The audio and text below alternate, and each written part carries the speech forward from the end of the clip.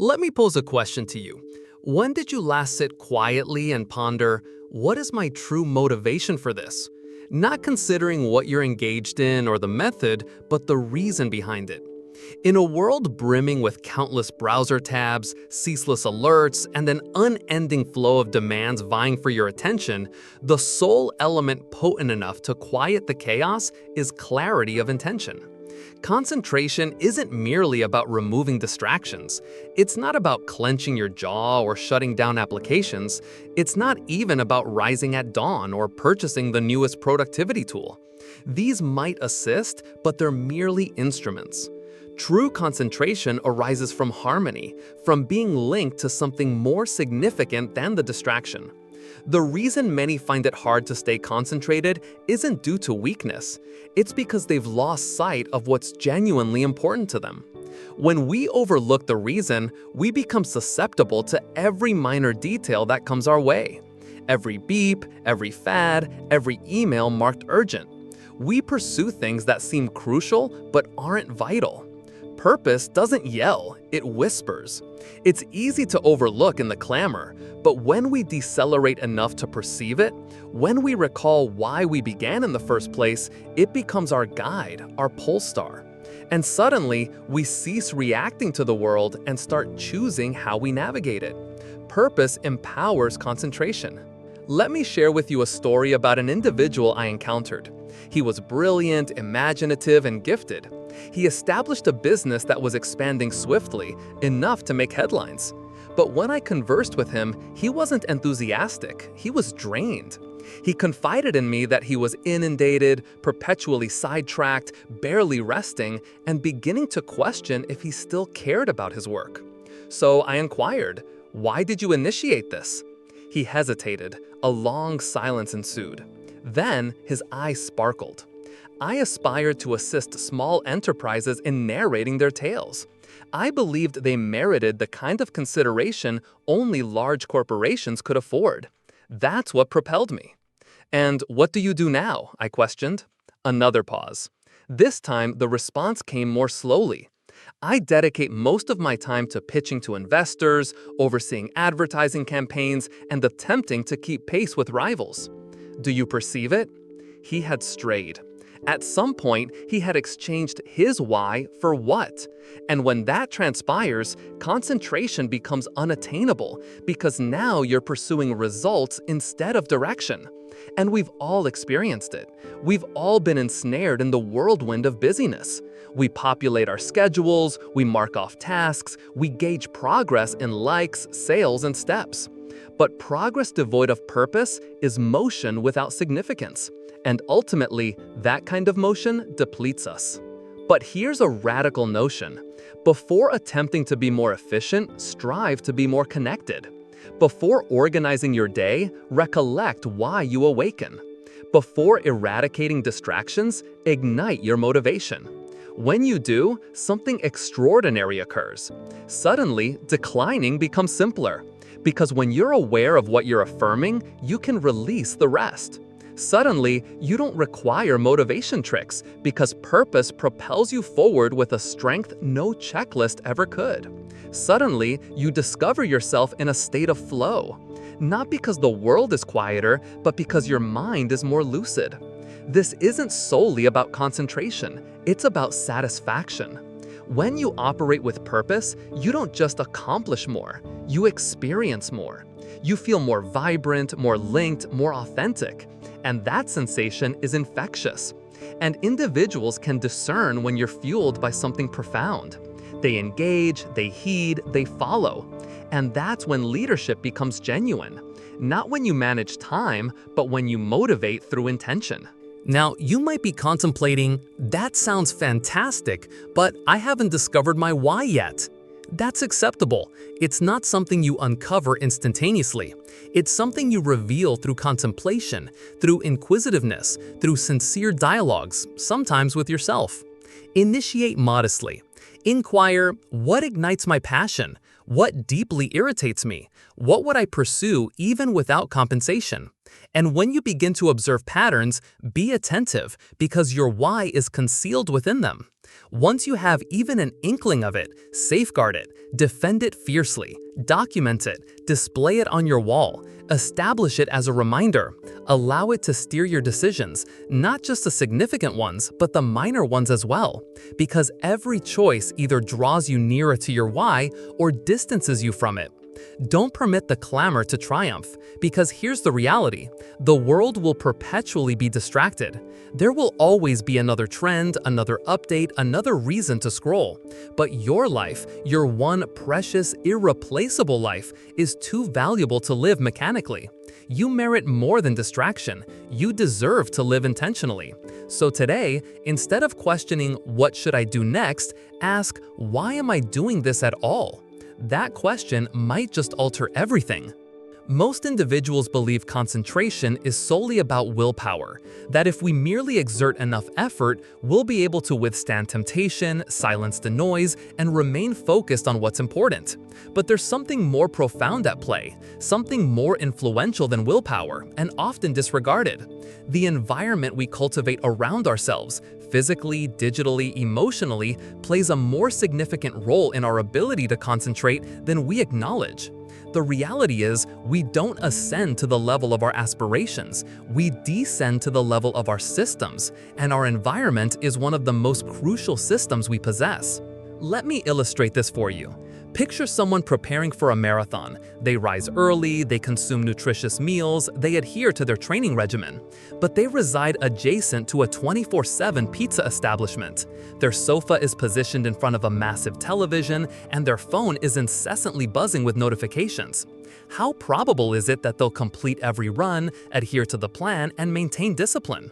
Now envision the same individual with the same dedication and objective, but they've reorganized their life.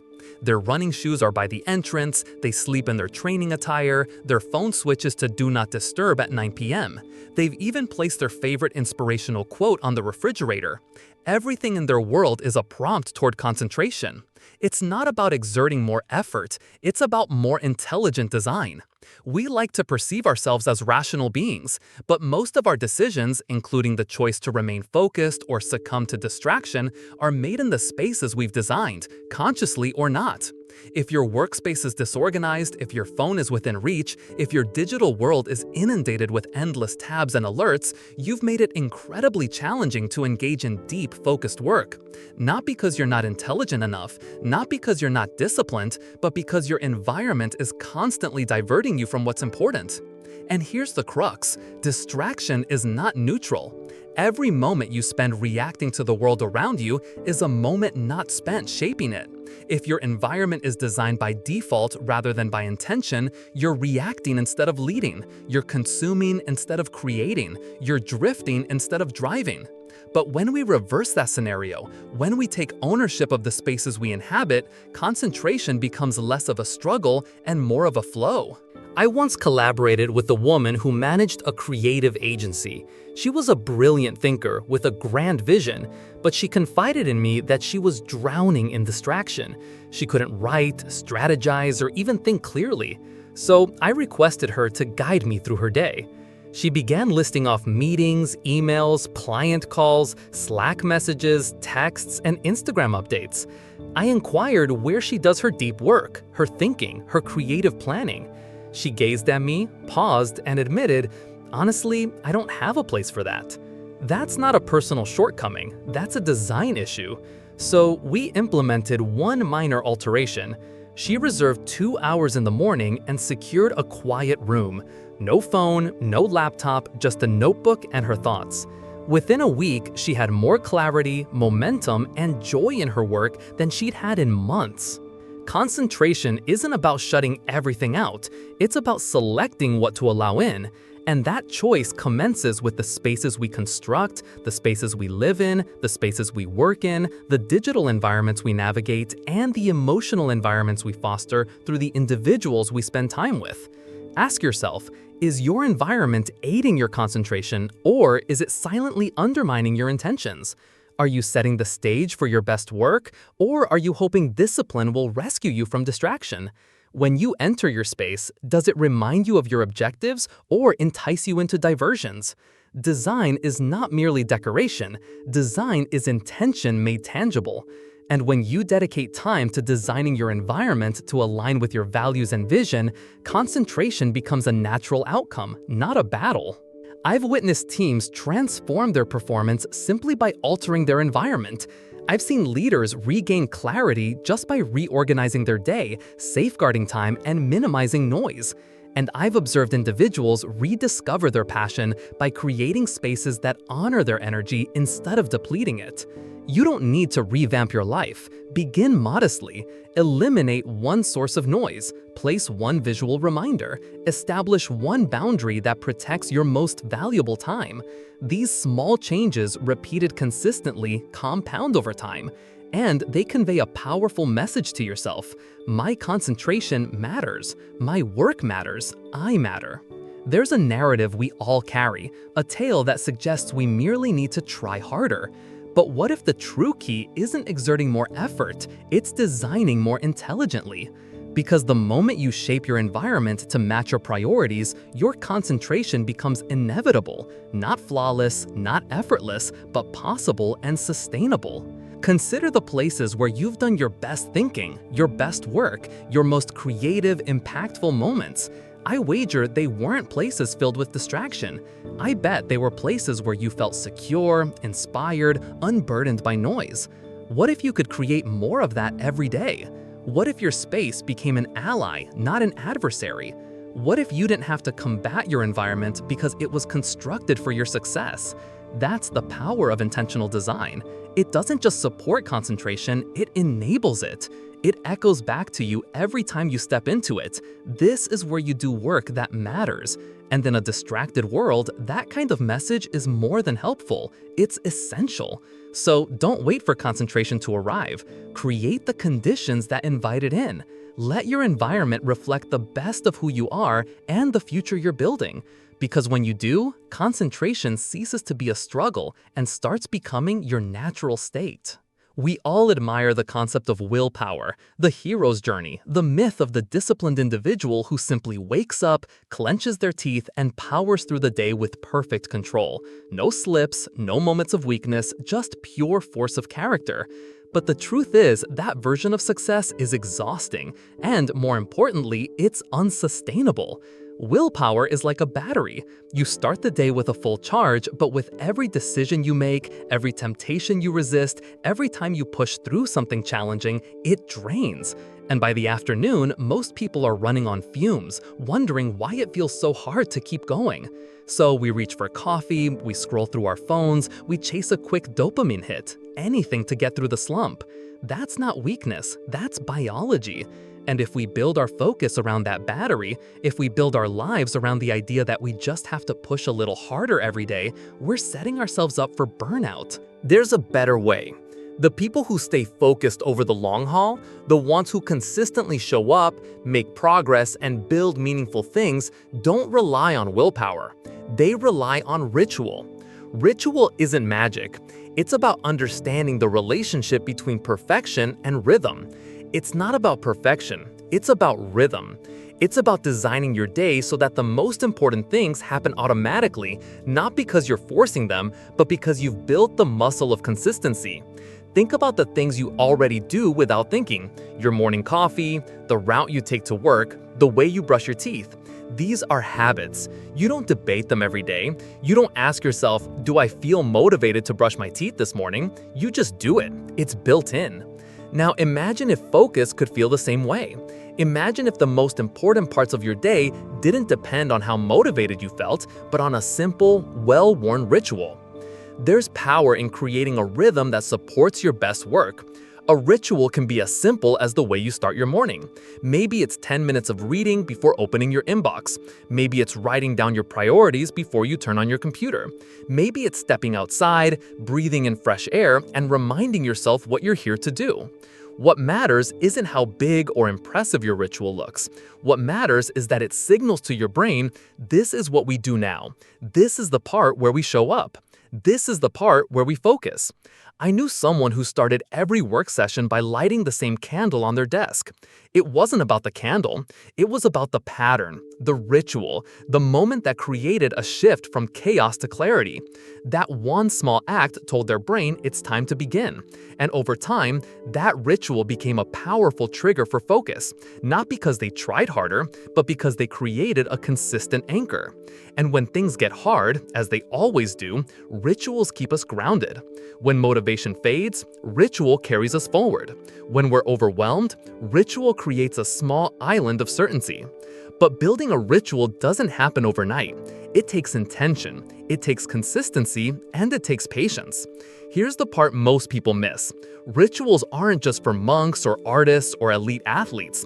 They're for anyone who wants to live with intention. Anyone who wants to stop drifting through their days and start directing them. You don't need to wake up at 4:30 in the morning, or take cold plunges, or read 52 books a year. You just need to create a system that supports the kind of person you want to become. Start with one thing, one small meaningful ritual. Maybe it's how you start your day. Maybe it's how you begin your deep work. Maybe it's how you end your day with reflection instead of distraction. And then protect it, because the world will try to steal your time. It will offer you endless shortcuts, countless distractions, and all the reasons to give your attention away. But when you've built a ritual, something rooted in who you are and what matters, you have a place to return to, a rhythm that brings you back to center. Remember a story about a musician, wildly talented, deeply creative, but he struggled with inconsistency. Some days he was brilliant, other days lost, until he decided to build a ritual. Every morning at 8 a.m., he sat at the piano, not to write a hit, not to force creativity, just to sit, to play, to show up. Over time, the ritual became his foundation. He stopped chasing inspiration and started creating from discipline. His focus didn't come from force, it came from rhythm. And that's the invitation here, to move away from forcing yourself through the day and to start designing days that naturally lead you to where you want to be. Willpower may get you through a moment, but ritual gets you through a season. It's not glamorous, it's not always exciting, but it's real and it works. So the next time you find yourself losing focus, don't ask, "How can I push harder?" Ask, "What rhythm am I building?" Don't ask, "How do I stay motivated?" Ask, "What simple ritual could carry me even when motivation is gone?" Because that's where real growth happens. Ritual gives you a sense of control in a world that's constantly pulling at your attention. It reminds you that you don't have to respond to every distraction. You don't have to be at the mercy of the world. You can choose, you can create, you can lead yourself first.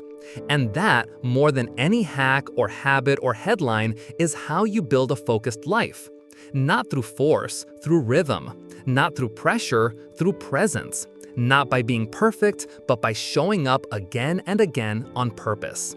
We live in a world obsessed with speed. Faster downloads, faster food, faster results.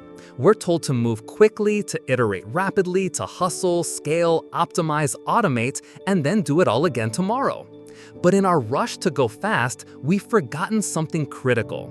The things that matter most don't happen quickly. Speed might help you keep up, but depth is what helps you stand out. Focus, the kind that leads to breakthroughs, isn't found by racing through tasks. It's found by going deep, by staying with something long enough for it to unfold, evolve, and reveal the layers underneath. And that kind of focus, that kind of presence, requires us to slow down. Slowing down isn't easy, not today, because slowing down looks, at first glance, like falling behind. If you're not posting constantly, replying instantly, multitasking endlessly, then you must be missing out. Everyone else is sprinting, so shouldn't you be running too? But let's ask a different question. Where are we all running to? Because speed without direction is just noise. And motion without depth doesn't lead to meaning, it leads to burnout. We're not here to be efficient machines. We're here to do work that matters, to make choices we're proud of, to build things that last. And that kind of work can't be rushed. Think about the most powerful conversations you've ever had, the ones that stayed with you. They weren't fast, they were deep. They required time, presence, vulnerability. They asked you to listen, really listen, and not just wait for your turn to talk. The same goes for your work, your creativity, your relationships. If you want to create something meaningful, you have to choose depth. I met a young entrepreneur once, smart, driven, wildly ambitious. He told me he was building 3 companies at the same time. He wanted to scale fast, go big, disrupt everything, and he was moving fast, no doubt about it. But he was also spread thin, always tired, constantly distracted. I asked him, which one of these companies reflects your heart? And he paused. Honestly, he said, I don't know anymore. He had speed but no depth. And without depth, even the fastest progress starts to feel hollow. There's nothing wrong with moving quickly, but speed without clarity is chaos. Depth brings clarity. It forces us to sit with complexity, to wrestle with nuance, to make decisions that are aligned with who we are, not just with what we think the market wants. Depth requires patience. It asks you to resist the temptation to chase applause, to wait for likes, to measure your worth by how productive you look. It asks you to stay when everything around you says move. But here's the thing, when you go deep, you find gold. You find insights that others miss because they're too busy skimming the surface. You discover opportunities not visible to those racing by. You learn things about yourself, about your work, your values, your voice that you couldn't have seen until you stayed long enough for them to reveal themselves. That's what makes deep work so powerful. It's not just about productivity, it's about transformation. What if efficiency wasn't about doing more things faster, but doing the right things with greater care? What if the goal wasn't to check more boxes, but to put more meaning into the boxes we do check? Depth is a choice. It's a posture. It's a mindset that says, I don't need to be everywhere. I need to be fully here. It means saying no to the quick fix, no to the easy applause, no to the endless scroll. Not because those things are bad, but because they cost something precious, our ability to focus on what really matters. And yes, depth takes courage, because it means you might be misunderstood. It means you'll move slower than the crowd. It means you'll spend time with problems that don't have easy answers. But the trade-off is worth it, because what you build in depth, no one can take from you. Speed might get you noticed, but depth gets you remembered. And when you lead with depth, when you bring your full self to your work, when you take the time to understand before acting, when you invest deeply in your craft, people feel it. They trust you more. They follow you farther because they sense that you're not just chasing something, you're committed to something. So the next time you feel behind, ask yourself, am I really behind or am I just choosing a different pace? The next time you're tempted to multitask, ask, what would it look like to go all in on one thing? The next time you measure your success by how fast you moved, try asking instead, how deeply did I care? Because in the end, that's what people remember. Not how quickly you got there, but how fully you showed up.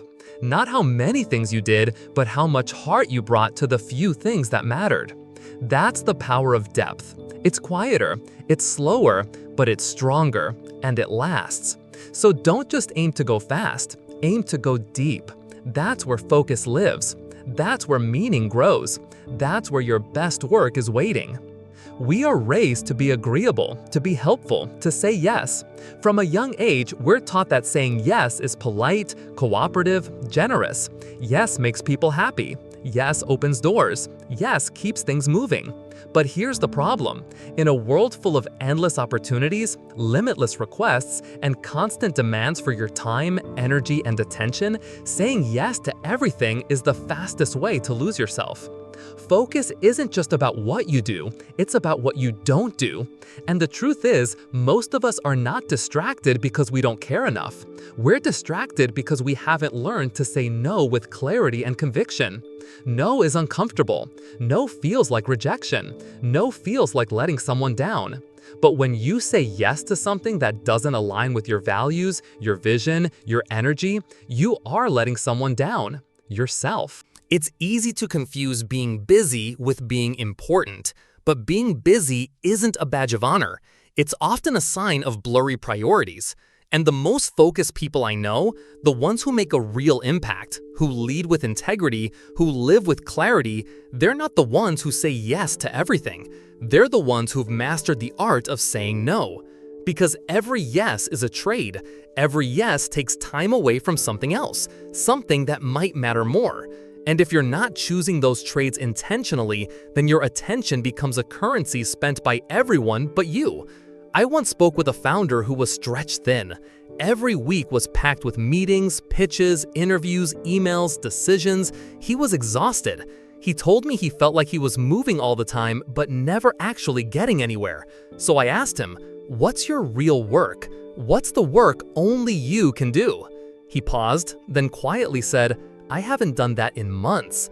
He didn't need a new planner. He didn't need a better time management system. He needed the courage to say no. No to the things that diluted his focus. No to the noise. No to the good things that weren't the right things.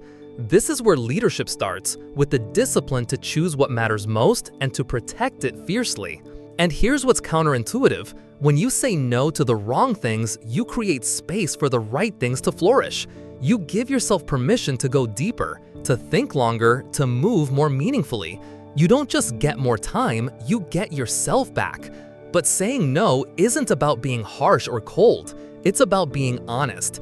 It's about understanding that your time is not infinite, that your attention is not limitless, and that every choice you make reflects what you value. I've met leaders who say yes to every email, every request, every meeting, not because they believe in it, but because they're afraid of being seen as unavailable. And I've met creatives who say yes to every collaboration, every opportunity, every idea, not because it excites them, but because they don't want to miss out.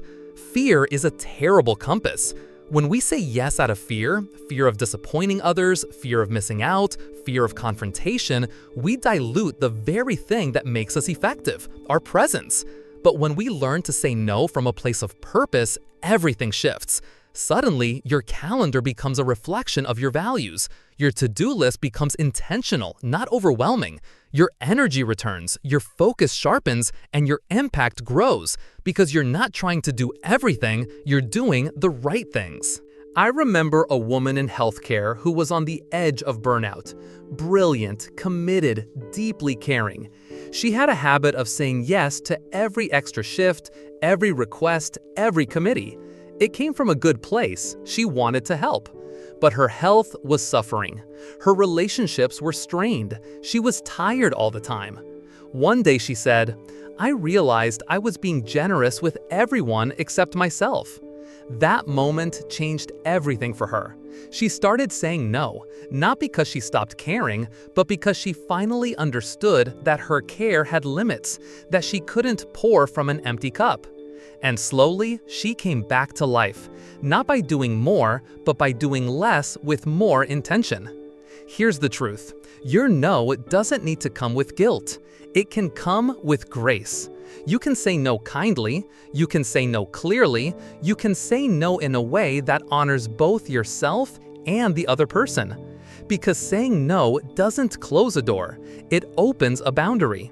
It's a way of saying yes to the work that matters, to the people who energize you, to the life you actually want to build. So how do you start? Start with clarity. Know what matters to you. What do you want your life to feel like? What does success actually mean to you? What are the top 3 things that deserve your best attention? Once you know that, no becomes easier because it's no longer about rejecting others, it's about protecting what's most important. Then practice. Saying no is a skill, and like any skill, it gets easier the more you use it. Start with small things. Build the muscle. Learn how to say no without apology, but with respect. And finally, trust. Trust that your value isn't measured by how much you say yes. It's measured by how well you live in alignment with what matters most. Focus isn't just about having a plan, it's about having the boundaries that make that plan possible. So say no. Say it with love, say it with strength. because every no you speak from purpose is a yes to the life you're here to live.